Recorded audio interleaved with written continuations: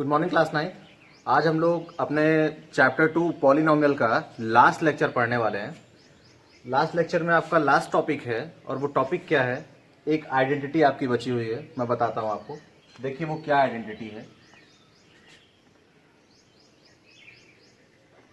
X cube plus y cube plus z cube. चले मैं आपको ABC में बताता हूँ। ABC में बताता हूँ। A cube plus b cube plus c cube minus of 3ABC। अगर इस टर्म को फैक्टराइज करने को कहा जाए, अगर इस तरह का कभी कोई टर्म आए और उसे फैक्टराइज करने को कहा जाए तो आप क्या करोगे? देखिए ध्यान से। इसका फैक्टराइजेशन होता है a plus b plus c और दूसरे ब्रैकेट में a square plus b square plus c square minus a b minus b c and minus c a. ये होता है, ठीक है ना। फिर से समझ लीजिए, जब भी कभी ऐसा एक्सप्रेशन आएगा a cube plus b cube plus c cube minus of 3ABC, तो इसका जो फैक्टराइजेशन होता है ना, वो फैक्टराइजेशन क्या हो जाएगा? A plus b plus c and a square plus b square plus c square minus a b minus b c and minus c a. ये आपका फॉर्मूला हो गया, ठीक है ना। ये आपका एक और आइडेंटिटी हो गई। जो आइडेंटिटीज आपने पढ़ी हैं पहले, उसमें एक आइडेंटिटी ये और ऐड कर लीजिएगा, ठीक है ना। अब एक बात समझिए, एक कंडीशन होती है यहाँ पे। कंडीशन होती है क्या, समझिए ध्यान से। जब नॉर्मल ये इस तरह का आएगा तब तो आप ऐसा फॉर्मूला एक्सपैंड कर दोगे, तब तो आप ऐसे ही इसे फैक्टराइज कर दोगे। लेकिन अगर मान लीजिए if a plus b plus c equal 0, अगर a plus b plus c equal 0 होता है, मतलब जिन नंबर्स के हम क्यूब की बात कर रहे हैं, जिन नंबर्स के क्यूब की बात कर रहे हैं, अगर उन तीनों का सम आपका 0 हो जाए, अगर उन तीनों का सम 0 हो जाए तब क्या होगा? आप देखिए ध्यान से। A cube plus b cube plus c cube minus 3ABC, है ना। अब अगर a plus b plus c 0 हो गया है तो देखिए, पहले तो मैं फॉर्मूला लिख लेता हूं। a plus b plus c, दूसरे ब्रैकेट में a square plus b square plus c square minus a b minus b c minus c a, है ना। अब देखो, अगर a plus b plus c 0 हो गया, अगर a plus b plus c 0 हो गया तो क्या बन जाएगा? A cube plus b cube plus c cube minus 3ABC। और अगर ये 0 हो गया, 0 इंटू ये पूरा,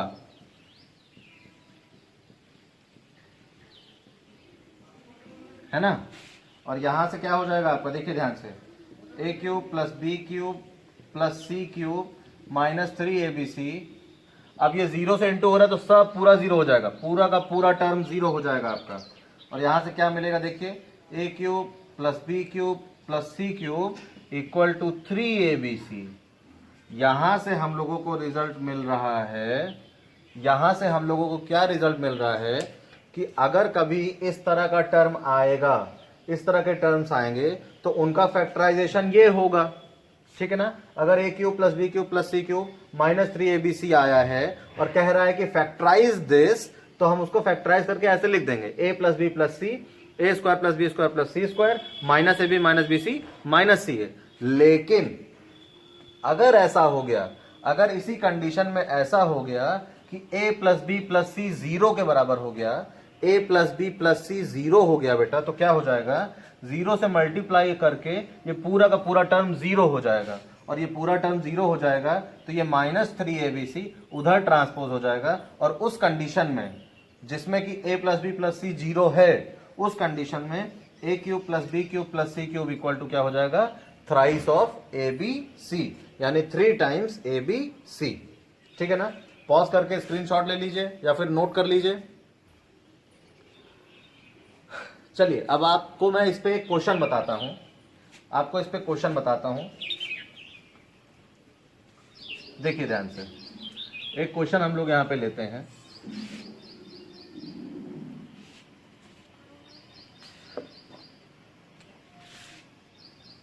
एक क्वेश्चन लेता हूं मैं यहां पे आपके लिए। चलिए,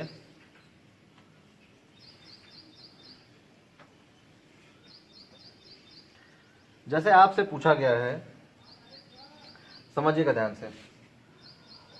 आपसे कहा गया फैक्टराइज करने को, आपसे कहा गया फैक्टराइज करने को किसको, देखिए 27x cube plus 8y cube plus z cube minus 18xyz। मान लो ये क्वेश्चन मिला है आपको और इसे आपको फैक्टराइज करना है। 27x cube plus 8y cube plus z cube minus 18xyz, और आपको बोल रहा है कि फैक्टराइज। क्वेश्चन में क्या बोला गया है, क्वेश्चन में क्या बोला गया है, फैक्टराइज, फैक्टराइज करने के लिए बोला गया है। तो आप क्या करोगे, देखो समझो ध्यान से। अभी आप अगर ध्यान से देखो तो ये आपका पूरा का पूरा एकदम फॉर्मूले से मैच नहीं कर रहा है, ये एकदम फॉर्मूले से मैच नहीं कर रहा है, लेकिन कुछ ना कुछ उसके जैसा दिख रहा है ना, क्योंकि 3 क्यूब क्यूब क्यूब और फिर एक ऐसा टर्म, तो कुछ कुछ तो मैच कर रहा है। तो अब समझिए, हम इसको इस फॉर्मूले में कन्वर्ट करने की कोशिश करते हैं, देखते हैं कन्वर्ट होता है कि नहीं होता। चलिए, हम इसे होल क्यूब अगर लिखना चाहें तो हम इसे 3x का होल क्यूब लिख सकते हैं, 3x का होल क्यूब लिख सकते हैं। इसको हम 2y का होल क्यूब लिख सकते हैं, और ये तो ऑलरेडी क्यूब है, मतलब पूरे पूरे टर्म का क्यूब है। ये हो गया ना। अब अपने मन से हम लोग 3abc लिखेंगे, यानी कि ये जो 3abc है ना, ये हम लोग अपने मन से इसके हिसाब से लिखेंगे, फिर देखते हैं कि इसके बराबर आता है कि नहीं। चलिए देखते हैं। 3 into 3x, 3 into 3x into 2y और इंटू z। अब इसको मल्टीप्लाई करा के देखो क्या ये आता है क्या। 3 3 जा 9 2 जा 18, 3 3 जा 9 2 जा 18, 18xyz। हाँ ठीक है, यानी कि अब ये हमारा फॉर्मूला एकदम ऐसा बन चुका है, ठीक है ना। ये फॉर्मूला हमारा एकदम ऐसा बन चुका है। तो इसमें हम लोग क्या करेंगे, देखिए ध्यान से, चलिए समझिए। ये आपका बन जाएगा a plus b plus c, यानी कि देखो यहां पे a की जगह पे कौन है 3x, b की जगह पे कौन है, b की जगह पे 2y, और c की जगह पे कौन है z। तो देखिए क्या होगा, a प्लस बी प्लस सी, ये एक ब्रैकेट में, और दूसरे ब्रैकेट में क्या होगा, a square plus b square plus c square, और फिर minus a b minus b c minus c है। तो देखो माइनस ए बी है ना, फिर minus b c, minus of b c, और फिर माइनस सी ए, यानी कि माइनस जेड इंटू 3x, ठीक है ना। ये आपका हो गया। यहाँ तो कोई डाउट, इसको थोड़ा सा और सॉल्व कर लेंगे। ये हो जाएगा 3x plus 2y plus z, और इस ब्रैकेट में क्या होगा बेटा, देखिए 3 3 जा 9x square, 9x square plus 2 2 जा 4y square plus z square minus 3 2 जा 6xy माइनस 2yz और माइनस 3zx। ये आपका हो गया आंसर, ठीक है ना। पॉज करके नोट कर लीजिए, पॉज करके नोट कर लीजिए बेटा। आइए अब आपको एक और क्वेश्चन कराता हूं मैं, यहां पे एक और क्वेश्चन कराता हूं, समझिएगा ध्यान से।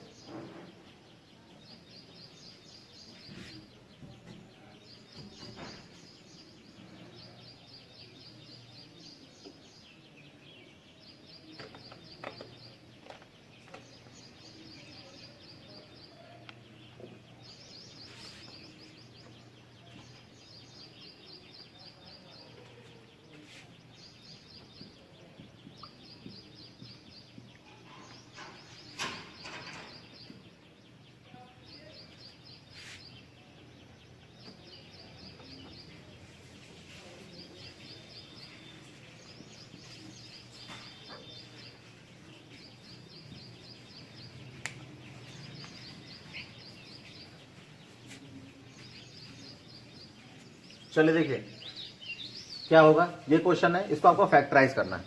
अब बेटा समझो ध्यान से, आप जैसे ही a cube minus b cube देख रहे हो तो आपको लग रहा होगा कि यार यहाँ पे तो a cube minus b cube का फॉर्मूला लगेगा, ठीक है ना।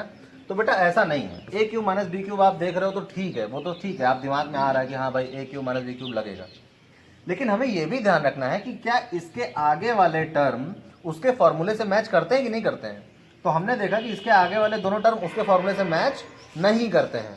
तो अब भाई, अब अगर क्यूब आ रहा है तो कौन सा और फार्मूला है जो हमारे क्यूब का फार्मूला है, तो ये फार्मूला भी हमारा क्यूब का है। क्यों, कैसे, अभी दिखाता हूं। ये हो गया ए क्यूब, अब यहां पे प्लस है तो प्लस लगा दो, और इसको हम क्या लिख सकते हैं, माइनस बी का होल क्यूब, माइनस बी का होल क्यूब लिख सकते हैं। और ये जो वन है ना, वन को वन क्यूब नहीं लिख सकते क्या, वन को वन क्यूब लिख सकते हैं। चलिए अब फिर से वही बात, -3abc मैं अपने मन से लिखूंगा, -3 इंटू ए की जगह पे ए है, बी की जगह पे -b है, बी की जगह पे कौन है, -b, और सी की जगह पे कौन है, 1 है, ठीक है ना। अब इसको मल्टीप्लाई करके देखो क्या ये वाला टर्म मिल रहा है कि नहीं मिल रहा है। तो देखो माइनस माइनस प्लस, और 3ab प्लस 3ab है। अब देखो ये हमारा इस फॉर्मूले में एकदम सेट हो गया है ना, ये जो हमारा टर्म है ये एकदम इस फॉर्मूले में सेट हो गया है ना। तो ठीक है, इसको इस फॉर्मूले के हिसाब से एक्सपेंड कर देते हैं, फैक्टराइज कर देते हैं इसको। देखिए a plus b plus c, यानी a plus b plus c एक ब्रैकेट में, फिर दूसरे ब्रैकेट में क्या होगा, a square plus b square plus c square minus a into b, क्योंकि बी की जगह पे माइनस बी है, a into b minus b into c, b into c, और minus c into a, c into a, ठीक है ना बेटा। इसको और सॉल्व कर लेते हैं, प्लस माइनस माइनस और प्लस 1, ए माइनस बी प्लस 1, और यहाँ पे क्या होगा देखो, ए स्क्वायर प्लस बी स्क्वायर, क्योंकि माइनस का स्क्वायर हो रहा है तो प्लस हो जाएगा, और प्लस 1, ये minus minus plus a b, minus minus plus a b हो जाएगा, और ये minus minus plus b one जा बी, ठीक है ना। यहाँ पे क्या हो जाएगा, माइनस ए, ये हो गया आपका आंसर, ठीक है ना बेटा। बस आप एक बात ध्यान रखेंगे कि आप जब ये फॉर्मूला लगाते हैं ना, तो आप यहाँ पे सेंस करके, पहले आप सेंस करके यही वाला फॉर्मूला आप लिख दोगे। इसको करने से पहले आप ये फॉर्मूला पहले लिख दोगे सेंस लिख के, और तब आप इस तरह से फैक्टराइज करोगे, ठीक है ना बेटा। नोट कर लीजिए, फिर आपको एक क्वेश्चन और बताते हैं, पॉज करके नोट कर लीजिए या फिर स्क्रीनशॉट ले लीजिए।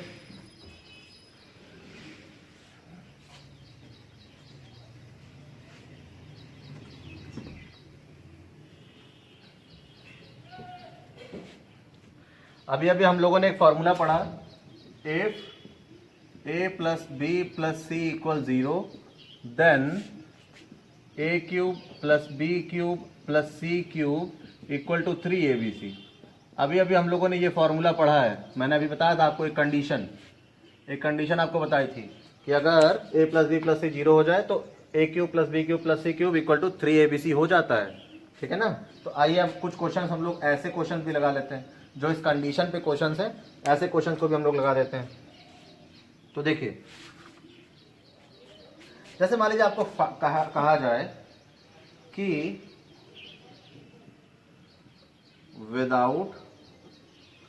विदाउट एक्चुअल कैलकुलेशन फाइंड, या 1 मिनट, ऐसा नहीं, ऐसा आ जाए, फाइंड 28 का क्यूब प्लस -15 का क्यूब प्लस -13 का क्यूब ना, क्या आ जाए, ये क्वेश्चन आ जाए, यूजिंग सुटेबल आइडेंटिटी कहा जाए कि सुटेबल आइडेंटिटी का यूज करके आप इसकी वैल्यू फाइंड करिए। तो भाई देखो, एक तरीका तो ये है हमारे पास कि इसका क्यूब करें, इसका क्यूब करें, इसका क्यूब करें और तीनों को जोड़ दें, ठीक है ना। एक तरीका तो ये है, और दूसरा तरीका हम जो फॉर्मूला अप्लाई करने जा रहे हैं वो तरीका है, ठीक है ना बेटा। आप लोगों को इससे पहले मैं बता दूं कि जो बच्चे नए हैं वो इसे प्लीज़ सब्सक्राइब कर दीजिएगा चैनल को, नोटिफिकेशन बेल ऑन कर दीजिएगा ताकि कोई भी वीडियो अपलोड हो तो वो आप तक पहुँचे तुरंत। और जो बच्चे पॉलिनोमियल चैप्टर को शुरुआत से नहीं पढ़े हैं वो शेपर्स क्लासेस में जाके उसकी प्लेलिस्ट में क्लास 9th पॉलिनोमियल्स खोल लीजिएगा और आपको वहां पे सारी वीडियोस एक तरफ से मिल जाएंगे। जिन्होंने पहले क्लासेस नहीं ली हैं वो प्लीज प्रीवियस वीडियोस को देख लीजिए आप, और वहां से आपको पूरा का पूरा चैप्टर बहुत क्लियर हो जाएगा। ठीक है ना? आइए आगे बढ़ते हैं, समझिए ध्यान से। Here 28 प्लस -15 प्लस -13, यहाँ पे हमको थोड़ा सा देखने में ही लग जाता है, देखने से ही पता चल जाता है कि हाँ यार इन तीनों को अगर जोड़ दिया जाएगा तो 0 हो जाएगा, क्योंकि 15 और 13 28 हो जाएगा, -28 ना, और ये +28 है तो 0 हो जाएगा। आइए दिखाते हैं। 28 -15 -13, ये हो जाएगा 28 -28 और ये हो जाएगा 0। ठीक है ना? यहाँ पे लिखोगे सेंस नहीं, if a plus b plus c equal 0 then a cube plus b cube plus c cube equal to 3abc। ठीक है ना बेटा? तो देखो now 28 cube plus -15 cube plus -13 का क्यूब, ये किसके बराबर आ जाएगा? 3abc के बराबर आ जाएगा ना। किसके बराबर आ जाएगा? 3abc, क्योंकि तीनों का सम 0 हो चुका है, तीनों का सम 0 हो चुका है, इसलिए ये किसके बराबर आ जाएगा? 3abc। a की जगह पे कौन है? 28, b की जगह पे कौन है? 15 और c की जगह पे कौन है? 13। ठीक है ना बेटा? Sorry -15 and -13, -15 and -13। ठीक है ना बेटा? अब अगर आप इसको कैलकुलेट करोगे तो आपका आंसर क्या आने वाला है? आपका आंसर आ जाएगा 16,380 आपका आंसर आ जाएगा। अब क्योंकि ये माइनस माइनस प्लस हो गया इसलिए आपका आंसर प्लस में आएगा। पॉज करके नोट कर लीजिए, फिर हम लोग एक क्वेश्चन और कर लेते हैं यहाँ पे।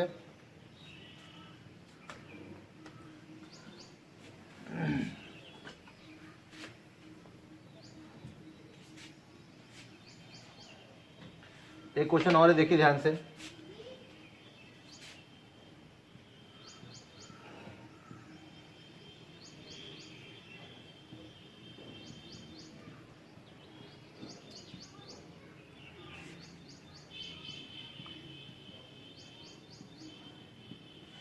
आइए इसकी वैल्यू हमें फाइंड करनी है। तो अब देखो बेटा, इसको देखते ही कुछ बच्चे ये सोचेंगे कि यहाँ a माइनस बी का होल क्यूब लगेगा, यहाँ a माइनस बी का होल क्यूब लगेगा, यहाँ a माइनस बी का होल क्यूब लगेगा, और उसे पूरा हम सॉल्व कर लेंगे तो आंसर आ जाएगा। तो आइए देखिए, इसको हमें फैक्टराइज करना है। क्या करना है? फैक्टराइज करना है। तो चलिए देखते क्या होगा, समझिए ध्यान से। आप यहाँ पे एक बात ध्यान से देखिए कि अगर ये 2i और अगर इन तीनों टर्म को जोड़ा जाए, क्यूब हटा के तीनों टर्म को जोड़ा जाए तो 0 हो सकता है। कैसे?